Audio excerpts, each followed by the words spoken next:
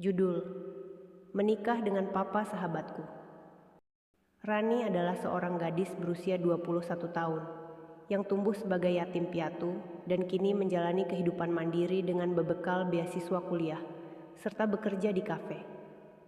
Meski hidup sederhana, Rani memiliki sahabat dekat bernama Yanti, seorang gadis kaya yang hidup mewah di bawah naungan sang ayah. Yanti adalah gadis yang ceria, selalu bisa menghiburku saat aku merasa sedih. Rumahnya menjadi tempat yang nyaman bagiku, tempat aku bisa merasakan kehangatan seperti keluarga. Namun, ada satu hal yang tak bisa aku hindari. Perasaan aneh yang aku rasakan terhadap ayah Yanti, Pak Arman. Pak Arman adalah seorang pria paruh baya yang sangat tampan, kaya, dan berwibawa. Sebagai seorang pengusaha sukses, dia selalu tampil rapi dan anggun dalam segala kesempatan. Setiap kali aku bertemu dengannya, aku merasa ada sesuatu yang berbeda, sesuatu yang membuat hatiku berdebar-debar. Aku mencoba untuk mengabaikan perasaan itu, karena dia adalah ayah sahabatku, dan aku tidak ingin merusak hubungan kami. Namun, perasaan itu semakin tak tertahankan. Kami sering berbicara, baik itu tentang kuliah, tentang hidup, atau sekadar berbincang ringan. Terkadang aku merasa dia mengerti aku lebih daripada orang lain. Setiap kata yang dia ucapkan, setiap senyumnya, seakan-akan menyentuh hatiku yang kosong. Aku pun mulai sadar, aku jatuh cinta padanya. Pada suatu malam, setelah aku selesai bekerja di kafe, aku memutuskan untuk mengunjungi rumah Yanti. Saat itu, Yanti sedang keluar bersama teman-temannya, dan aku merasa canggung saat melihat rumah yang sepi. Aku duduk di ruang tamu menunggu Yanti pulang, hingga tiba-tiba pintu terbuka dan Pak Arman masuk. "Rani, kamu di sini?" tanya Pak Arman sambil tersenyum, terlihat sedikit terkejut. "Yanti belum pulang ya?" "Iya, Pak Arman. Tadi dia ada acara di luar," jawabku, berusaha untuk terlihat tenang meskipun hatiku berdebar. Pak Arman duduk di sampingku. "Kamu sudah makan malam?" tanyanya dengan lembut. Aku menggeleng, dan tanpa berpikir panjang, Pak Arman mengajak aku untuk makan bersama. Kami berdua duduk di meja makan, menikmati makan malam yang sederhana. Selama itu, percakapan kami mengalir dengan lancar, meskipun aku merasa semakin cemas. Aku tak bisa lagi menyembunyikan perasaan yang tumbuh di dalam hatiku. Pak Arman, yang sepertinya merasakan kegelisahanku, menatapku dengan penuh perhatian. "Rani, ada yang mengganggumu. Kamu terlihat seperti sedang berpikir keras," katanya dengan suara lembut. Aku terdiam, mencoba mengumpulkan kata-kata. "Pak Arman, saya merasa tidak enak.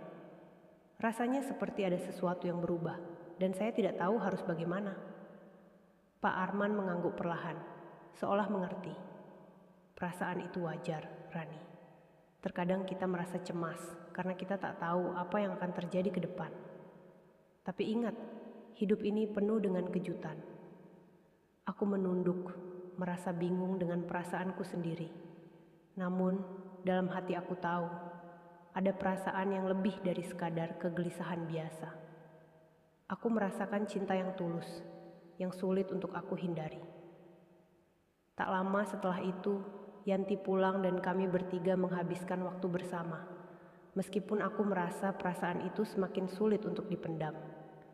Setiap kali Pak Arman tersenyum padaku, setiap kali dia menatapku dengan mata penuh perhatian, aku merasa jantungku berdegup kencang. Aku ingin berbicara dengan Yanti, ingin memberitahunya perasaanku, tetapi aku takut jika semuanya akan berantakan.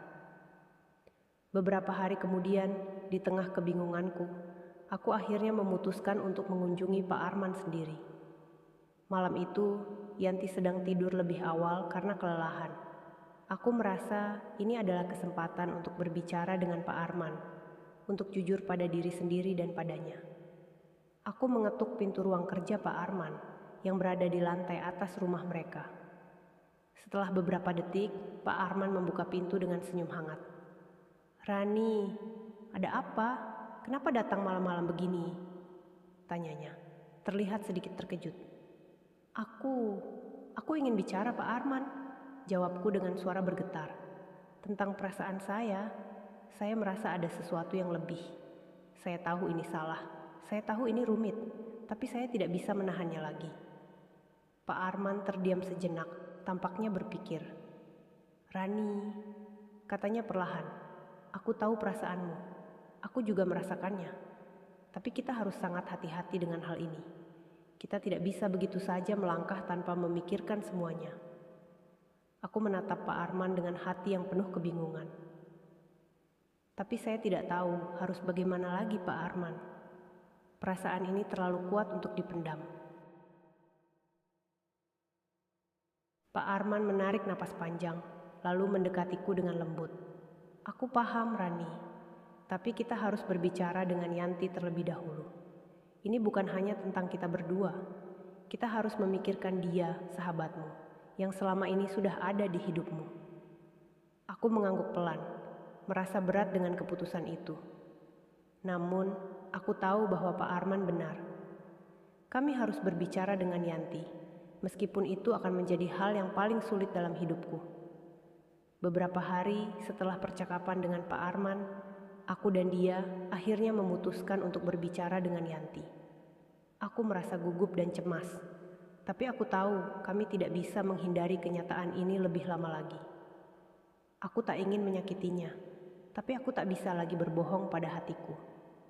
Suatu malam setelah makan malam bersama, kami duduk di ruang tamu. Yanti yang terlihat sedikit lelah menatap kami bergantian. Ada apa? Kalian terlihat serius sekali, tanyanya, masih dengan senyum cerianya yang khas. Aku menelan ludah dan Pak Arman yang lebih dulu berbicara. Yanti, ada sesuatu yang ingin kami bicarakan tentang Rani dan aku.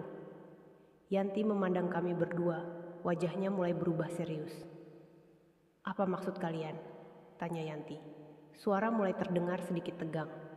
Aku menarik napas panjang, lalu akhirnya berkata dengan suara bergetar. Yanti, aku mencintai ayahmu. Wajah Yanti langsung berubah dan aku bisa melihat kebingungannya. Kak, kalian bercanda kan? Tanyanya, suaranya terdengar lemah. Aku menunduk, merasa sangat bersalah. Tidak, Yanti, ini bukan bercanda. Saya tahu ini sulit diterima, tapi saya tidak bisa membohongi perasaan saya lagi. Pak Arman menggenggam tanganku dengan lembut, memberikan aku kekuatan untuk melanjutkan. Yanti, kami tahu ini sangat sulit, tapi yang terpenting, kami akan menghadapi semuanya bersama. Kami ingin kalian berdua bahagia. Yanti terdiam lama, tampaknya sedang memproses semuanya. Aku merasa cemas, takut kehilangan sahabatku. Namun, aku tak bisa berhenti mencintai Pak Arman, dan aku tahu, apapun yang terjadi, aku harus jujur pada perasaanku. Aku duduk terdiam di ruang tamu, menatap Yanti yang tampak bingung. Aku bisa merasakan betapa beratnya momen ini bagi kami bertiga. Yanti adalah sahabatku, dan Pak Arman adalah ayahnya, dua orang yang sangat penting dalam hidupku. Tidak ada yang bisa menepis kenyataan bahwa aku mencintai ayah sahabatku. Tetapi aku tahu ini adalah langkah besar yang penuh dengan risiko. Yanti menatap kami berdua, mulutnya terbuka, namun tidak ada kata-kata yang keluar. Aku bisa melihat matanya yang mulai berkaca-kaca. Suasana yang tadinya tenang kini terasa sesak. Aku merasa ingin menangis, tapi aku menahan diri. Aku tahu ini adalah saat yang penting, dan aku harus tetap kuat. Yanti, aku tahu ini sulit. Aku tidak ingin menyakitimu, kataku dengan suara pelan.